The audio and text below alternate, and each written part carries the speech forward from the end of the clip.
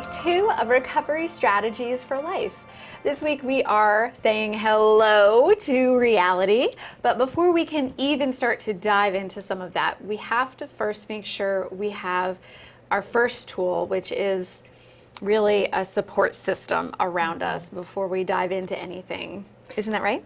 It is, and a support system is so important because that's what gives you the stability to help you if you have a relapse, if you fall down, if you have emotional break apart in the process, that you have other people around you to help lift you back up again, to hold you accountable, to help you out. Very important. It's so important that we have made that strategy number 4, healthy support system.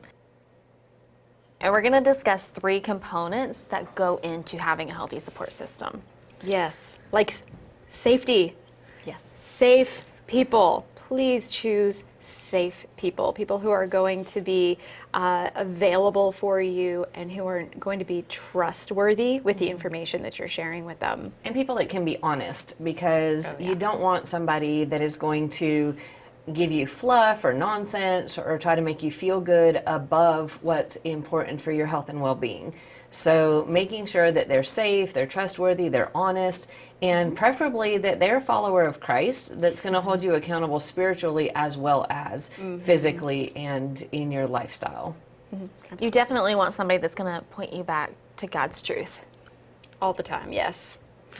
Not just be relying on their own experience or their own opinions. If they continue to point you back to the Bible, continue to point you back to God, you can be sure that you're always setting off on the right foot, getting back to the basics. And we don't want you doing anything that's going to have to do with a cult type feel where somebody else is wanting to control you, where they want you to come to them to play the role of God in your life. We want you to be with somebody and a group of people who are pointing you consistently back to God, back to the Bible, back to that relationship, instead of them becoming your God. So we always put that as a safeguard because some of us have experienced a little bit of that side of things as not healthy. Yeah. And then you have different types of people that are going to be a part of your support system. They might be your counselor or your life coach or a spiritual mentor. Or maybe it's an accountability partner. In some recovery programs, they talk about having a sponsor. There's just several different types of people you can have in your support system. And many times you need all of those different types. Right. In my case, I needed every possible additional support system that I needed because the recovery process was so intense for me. I definitely needed someone who was ahead of me. So for me, I had a sponsor. I have, over the course of my recovery, had more than one sponsor because I've needed more than one area of recovery, and they happen to have the expertise in those different areas. But I needed someone who had been through what I had been through, experienced it, and then come out even further ahead of me, so that I knew that I could sort of walk in their footsteps behind them, and they could lead me in the right direction. And then accountability partners, people who are on the road with me, like, let's join arms and do this together, were so helpful for the times that I was like, have you seen this? Have you done this? What's going on here? And I can really check in with them on a daily basis. And then you're also going to want to make sure that your spiritual covering is praying with you and for you along this journey, because prayer really is key. It makes such a huge difference. And we're also talking about, besides the people that are in your lives, we're wanting to talk about the resources that you have available, because it's not just one piece or a second piece. We're talking about a whole system that you need for your support. And so there are things like hotlines. All of the hotlines, if you're struggling, you get triggered, you have a problem that's intense, to know that there's an 800 number, a toll-free number that you can call, where somebody's going to answer that phone and be there for you in that particular type of emergency. So if you're struggling with suicide, that you call suicide hotline. If you're struggling with whatever the issue is, that you've got someplace that you can call and get a real person there to help you out. And then there are recovery programs, right? Yeah. Ginny, I think you're familiar with some recovery programs. Absolutely. I've attended AA meetings. I've attended CODA meetings, which is Codependence Anonymous, and then I've also attended Celebrate Recovery meetings as well. And that's really just been such a blessing for me, especially the Celebrate Recovery, because it is a Christ-based 12-step program. And because I think as well as this program, that 12-step programs are for everyone as well. We all need recovery from this broken world, please. It's not because we are too broken that we go there, but it's just because we need to get off on the right foot. So I have been just blessed to be able to be a leader in that Celebrate Recovery program. And to me, it's just like coming home every single time. And then you'll also have professionals on your team, which is doctors or counselors. Your pastors can be a part of those professionals that can walk you and guide you, because they're a great resource. And life coaches. Yes. Like Ginny, Ginny of as course. well. Because finding out that at different stages of our healing process, we need different types of help. So a counselor can help me dig into my past and process and find things out. A coach can help me look at things that are upcoming that are in my way. And I want to get a certain place. I want to be a certain person. I want to feel a certain way. And breaking that down into bite-sized pieces to move forward, a coach can really help me strategize and figure that out. And to have a pastor that can help me, or a ministry leader that can help me understand where truth in the Bible, where that speaks into my journey, is so huge. So it's amazing how between your groups at church, your small groups, your social groups, your just regular life, you can find different people, different positions at different stages that can speak life and really help support you with a healthy support system. Absolutely. So then once we have our healthy support system in place, which was strategy number 4, we can then start to look at facing the reality. But we need to know where we're stuck, right? Yeah. Because if we don't know where we're stuck, then We don't get unstuck. right. And we want to get unstuck. So one of the things is, do you have recurring hurts? Do you look at places in your life where it's like, oh my goodness, here I go again, is again and again. And anytime you have recurring hurts where it's hurts at work, and no matter what job you have, no matter who you work for, you keep running into these same scenarios. And that's an opportunity to understand, okay, there's something here that, well, is it me that is connecting these pieces? Am I taking my stuff with me job by job? All right, because wherever you go, there you are. That is so true. Yeah. So if I'm always the one getting hurt, then I might want to look at me and find out what it is that I can do or change so that I'm not the one that's in the middle of that situation. I can't change other people, but I can definitely start doing something about me and changing whose fault it is. Because sometimes, I don't know, Evonna, is it like always somebody else's fault? I mean, sometimes. No, not at all. For me, I very much place the blame on myself a lot, even with the sexual abuse, that it was my fault. And that's not where the blame needed to be put either. But if you're constantly blaming other people, you might want to look at that as well, because there are places in our life where we need to take our responsibility. Yeah, but it's so easy. It's so easy just to play the victim, like I did for so many years. It's that person hurt me. They did this to me. I can't believe they're doing that. And it was all about, they did it to me, instead of just seeing that they were doing something and I was separate. And it was just a whole lens that I looked through where I saw how this person hurt me, how this person hurt me, and I just saw that. So not sometimes that situation of, oh, I'm getting hurt here, I'm getting hurt here. It's not a new hurt, it's an old hurt that we feel, where it's, this one scenario just keeps coming up. This one hurt keeps coming up in my mind. Things remind me of this one thing in my mind, and it's something that I keep holding on to because I can't figure it out. Those are places where we can really start to say, okay, maybe I need to look at this with a new lens and look at it through reality rather than just this idea of I'm the hurt one here all the time.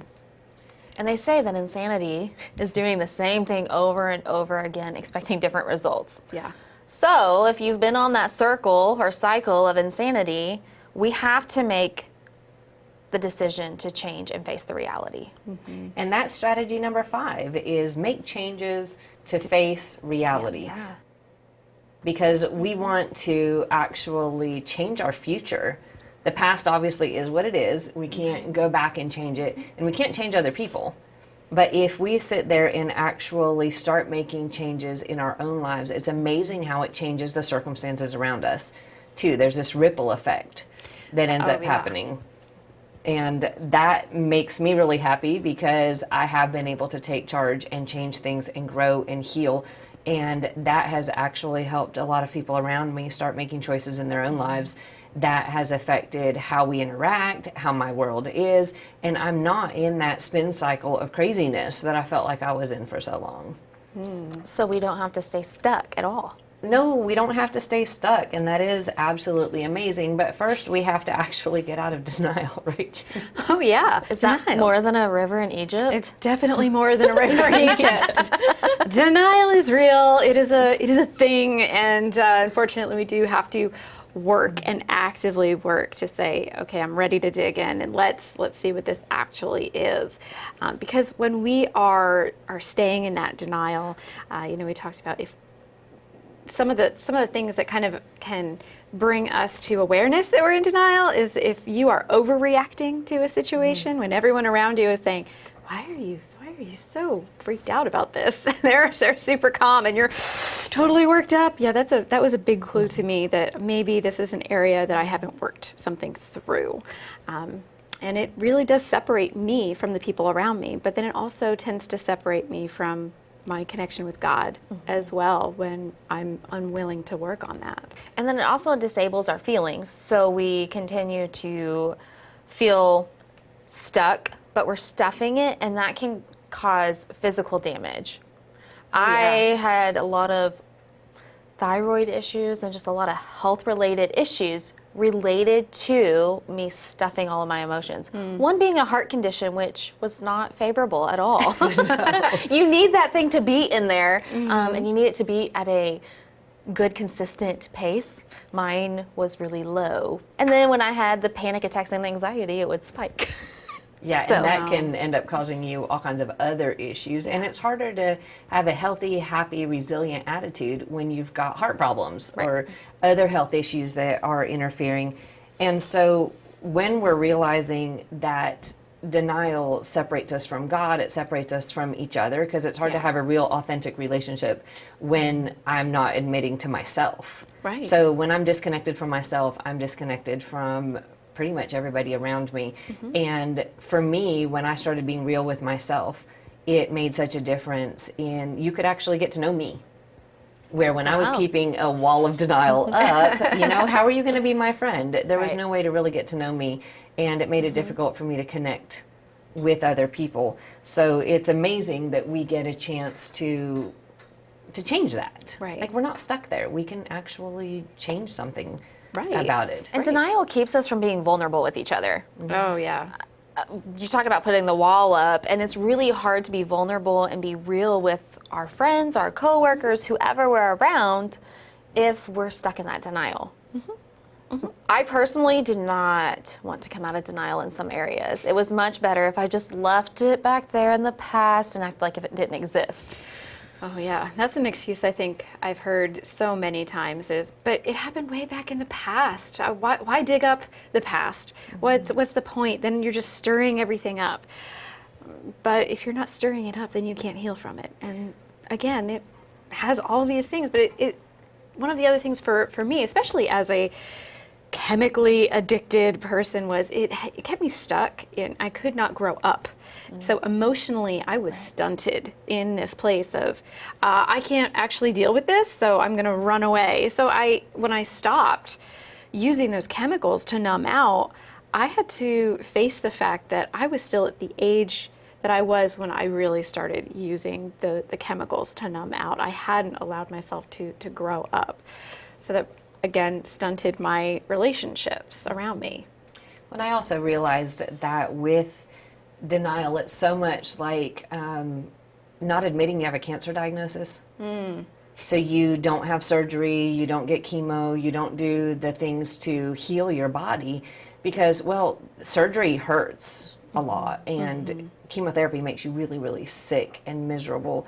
And when we are not dealing with our own emotional damage, then we're saying, oh, well, it's not going to kill us. It's going to be fine. It's not a problem. Kind of like saying, oh, I'm not going to listen to the doctor about having cancer, except that it can kill me. And being in denial about cancer doesn't make it go away, and you don't live longer. It actually can kill you. And so many of these things with the emotional damage, it puts you on a path that can destroy piece by piece by piece. And eventually, for some people, it really does kill them. And so we're wanting to recognize how serious some of that damage is. In my life, it did just about kill me when I was 34. And I had played that denial stuff, it shut it all down. Trying to put a good face on, most people had no idea what I was dealing with because they never got to know me. Because there was that breach in relationship. But when I finally hit that place where there was no more, it was over. It really was done for me. And that was when I started being real about it. Then I had the opportunity to start healing and growing and changing. And I am so much happier today. And everything is connected, right? Yes. Like we've been saying, that the emotional wounds that we experience are also going to be spiritual wounds, and that's going to damage our physical bodies as well. For me, at 22, I was diagnosed with high blood pressure. 22. At 22? Who does that? Wow. Stuffing might have had something to do with that. The alcohol might have had something to do with that too, but I was on high blood pressure medication from the time I was 22 until I was 30. And that for me was not even a wake-up call of, oh, maybe there's some, I really just thought, oh, it's my body. There's something wrong with my body. But what happened when I was 30 was that I got into recovery and I started dealing with my emotions and feeling them as they came up. So my body didn't have to try and have it seep out some other way anymore. I was actually being healthy with it. Well, I think we just talked about healthy support system. Right. Yeah. There are times in my life that I didn't realize I was actually in the denial. Right. Because it's all I ever knew. And if this is how it's been my entire life, then how do I know that I need to change? Well, part of those questions we asked earlier is, where did I feel stuck and why wasn't things changing?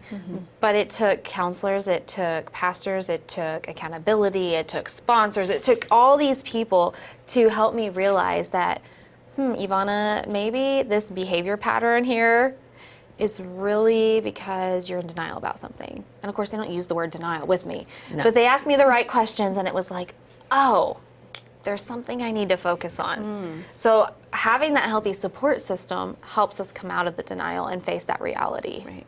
And we can be asking the healthy support system Right.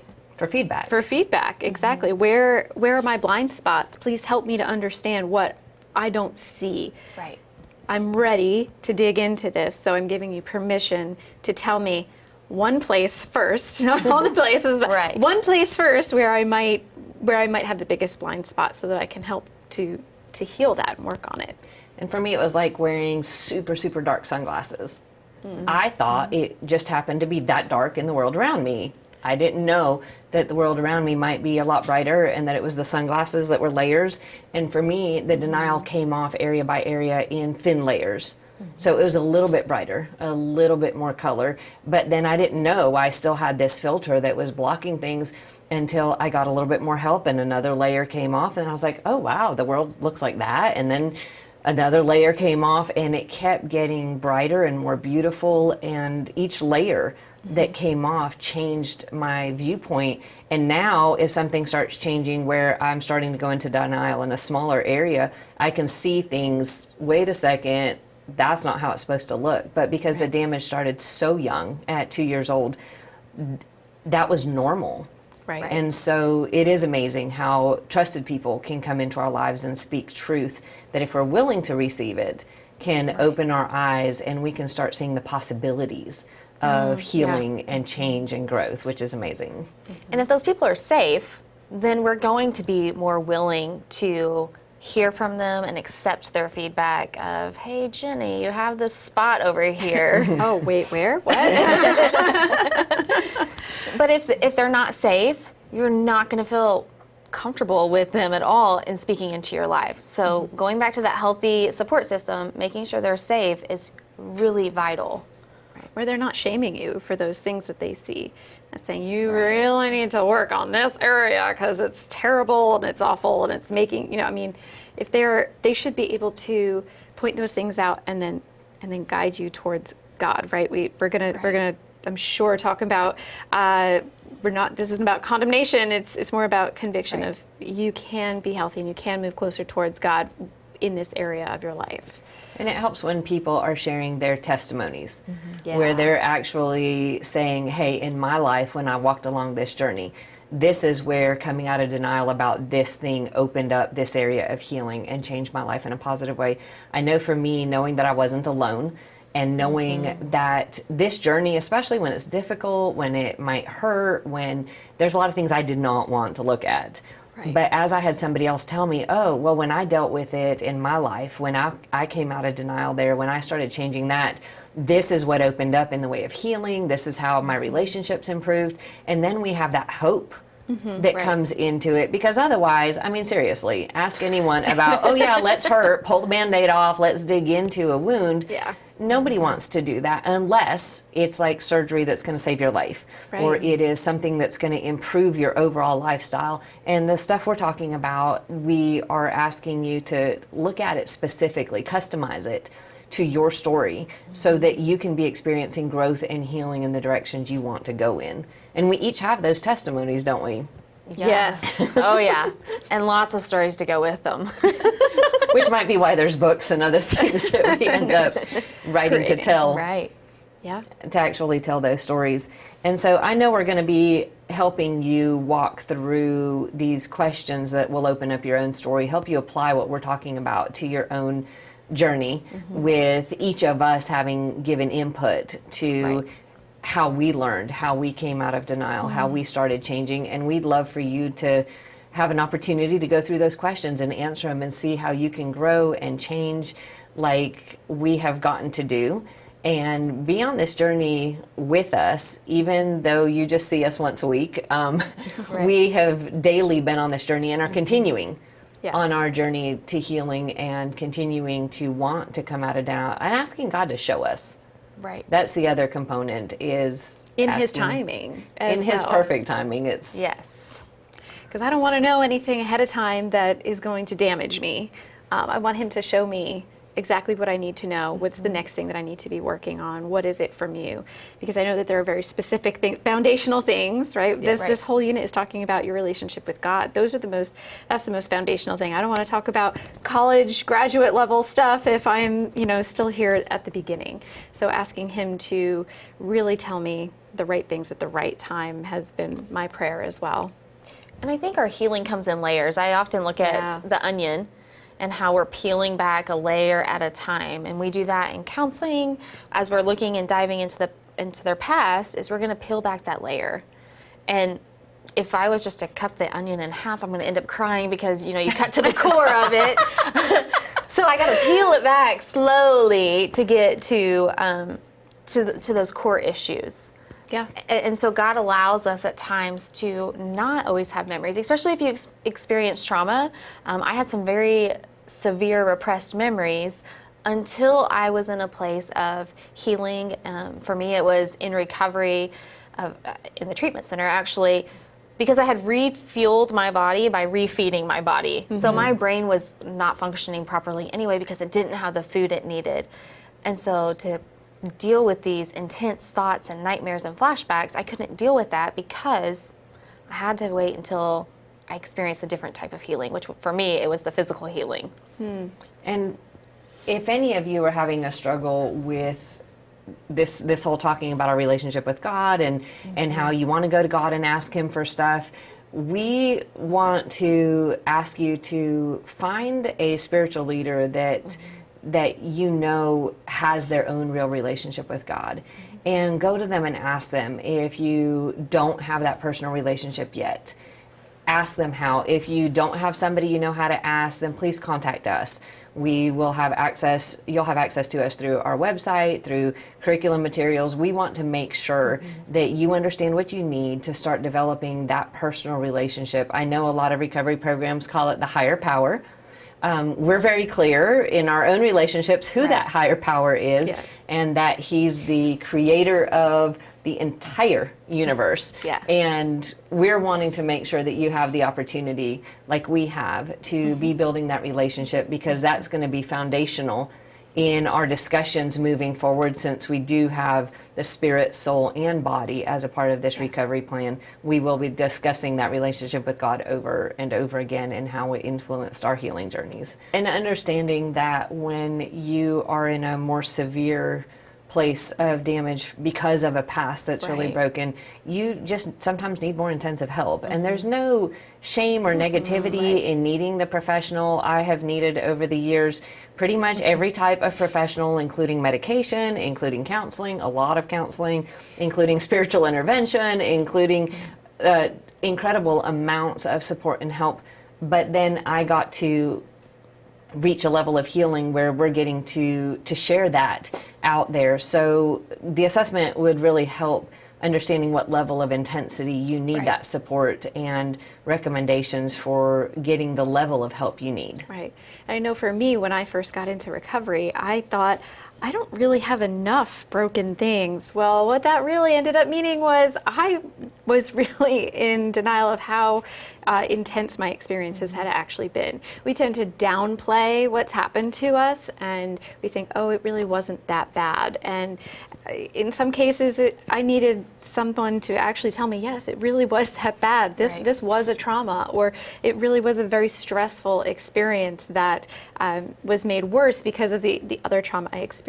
But also, if you find that you have a lot of these things, there's no shame in this. This isn't here to make you feel worse about what you've experienced. Actually, what we're doing is we're just trying to come to reality, saying hello to reality, and saying, I'm going to heal from all of this. This is not the end of my story. I am healing from this. These are the things that I get to work on, and God gets to come in and bring a new, renewed spirit, new life into these areas. Yeah, you just don't want to do this alone. So please make sure that you have that support system. So we're going to say hello to reality, and all of us have said hello to reality, and we're so excited that you're on this journey with us. So we're looking forward to seeing you next week when you have had a chance to do these assignments and take that next baby step into your healing journey. So Fantastic. have an awesome week.